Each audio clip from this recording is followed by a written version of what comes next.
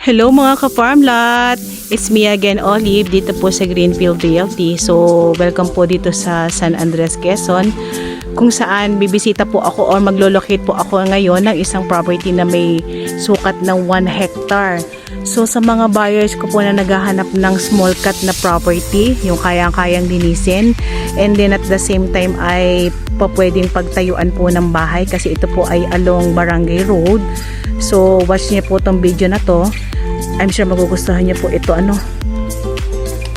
So, pakita muna natin yung side by side ng property. Ayan, so dito pa lang sa may pinakaunahan, ma-amaze ka na.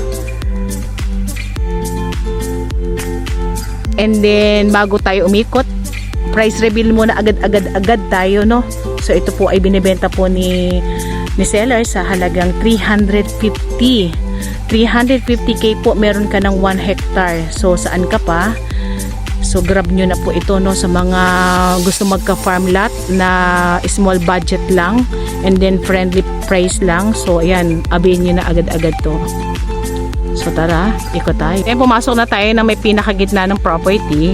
Pero bago tayo magsimulang mag-ikot, syempre po as always, pakipindot po yung ating notification bell para po updated po tayo sa mga properties po na lagi po nating iba-vlog. And then paki-like, paki-share and subscribe na rin po. So ano pa hinihintay natin? Excited na ako. Small cut lang to, so madali-dali lang tong videohan. And then at the same time, pagka ganitong mga klase ng property, talagang kahit nakatayo ka dun sa may isang gilid lang, hagip mo lahat ng bawat sulok ng property, lalo pagka ganitong medyo malinis. And then advice ko lang po, kung sakaling nag-a-avail po kayo ng mga ganitong klaseng property, pwede na rin po kayo mag-alaga ng mga baka dito para lagi pong simot yung ating mga damo. So tara, ikutin na natin siya. Yan, ikot tayo. Bali si property po ay nasa 3.5 kilometers para makalabas po tayo ng pinaka-national road. And then, ito po ay, sa ngayon po wala po tayong source ng kuryente, kundi magkakaroon lang po tayo siguro po nung pinaka-solar natin. Kung sakali pong maisipan nyo pong magtayo ng kubo rito. Dahil po yun sa...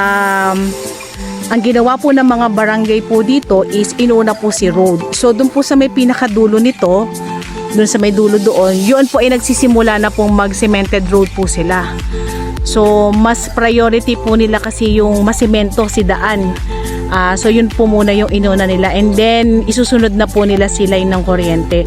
And then tayo po ay may signal ng phone, and then meron din po tayong bukal dito. So mamaya tatry natin puntahan kasi ito po ay natuhog po ng kalsada po. So nasa kabilang side po si bukal. Pero good thing po, mas malaki po yung sukat natin dito sa may left side. So yung karamihan ng niyog nandito po lahat. So wala na tayong ganong niyog dun sa may right side, kung saan meron lang po tayong small part ng lupa doon. So makikita po natin yung dumadaan na motor. Ayan. So ito po ay along Barangay Road. And then tayo po ay may frontage sa road na nasa 60 to 50 meters po. So both side po yan dahil ito po ay natuhog nga po ng pinakakalsada. Ang gaganda ng mga niyog, talagang babata pa. So sure po may return income tayo dito.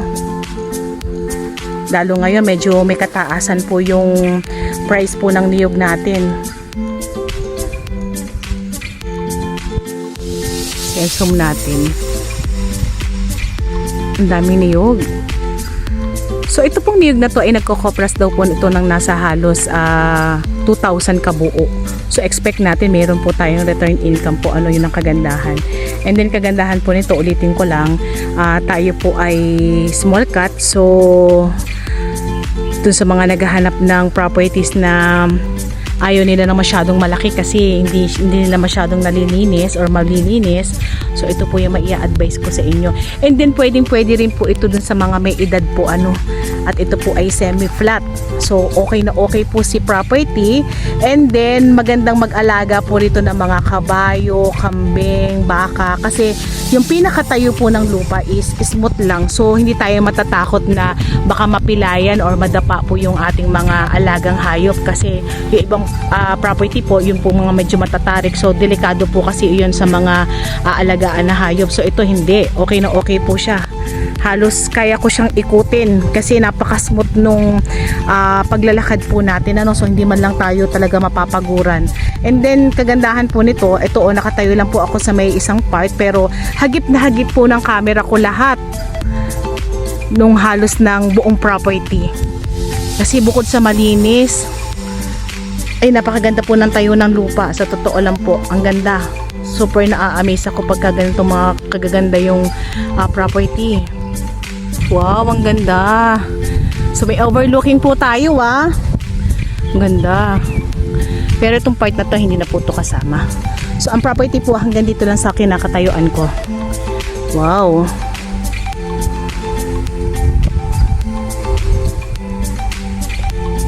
Ang ganda ng view. Lakas ng hangin. Wow, ang ganda rito. Tanaw na tanaw ko talaga yung buong property.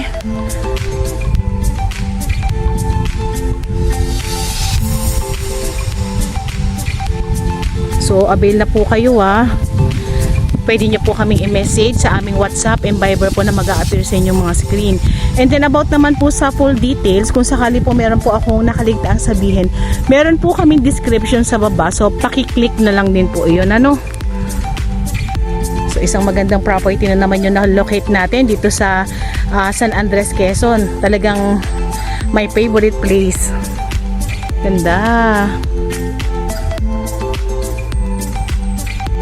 So bago tayo tuluyang lumabas ng pinaka-property, bali explain ko po yung about sa documents nito. Ito po ay matured CLOA and then buhay po si owner. So wala po tayong magiging problema po, ano. Kagandahan po nito, mga nagbabataan pa yung mga puno ng niyog. So mas matagal po natin siyang pakikinabangan. And then i-plus po natin, kagaya na sabi ko, tayo po ay along Barangay Road. So yun po yung isa sa importante po na part kung saan bumibili po tayo ng mga properties. Mas maganda po talaga along Barangay Road po tayo para pag baba po natin ng sasakyan, if ever, nandun na po tayo agad sa pinaka-property.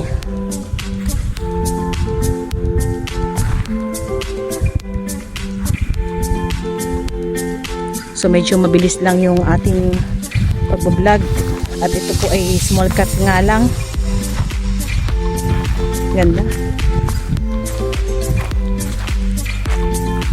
So yan po, papalabas na tayo. So by the way, it's me again, Olive, dito po sa Greenfield Realty. Ayan, avail na po kayo mga ka-farm lot.